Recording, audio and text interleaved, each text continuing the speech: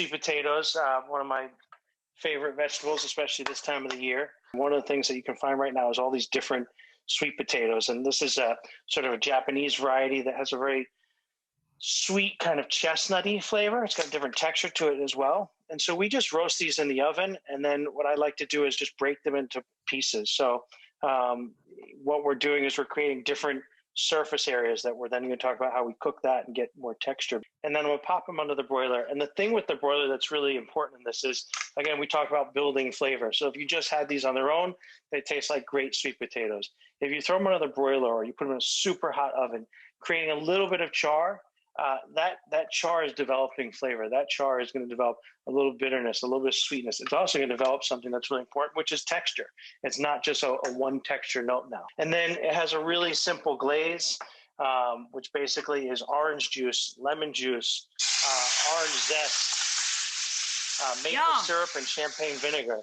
And this is, this again, is this sort of sweet and sour that we go for. And it's really simple to make. I mean, I started this dish playing around at home and literally just threw a whole bunch of things in the pot and reduced it down to a glaze. And that was it. I just love that you chose these particular recipes because it's very indicative of how you cook and what we're trying to show people with your book. And the book is very beautiful, by the way. I just love looking at it like a picture gallery. Again, congratulations. It's just beautiful. Really, I'm so proud of what we've created.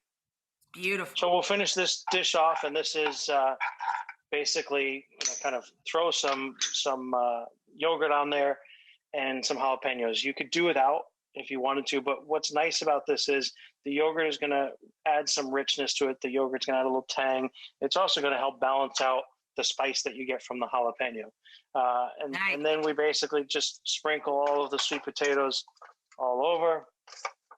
And, in most of these things, I'm plating it so that I'm covering up the majority of that base, whether it's the vinaigrette or in this case the yogurt. Right, you just but I still want to give see it a little bit. Right.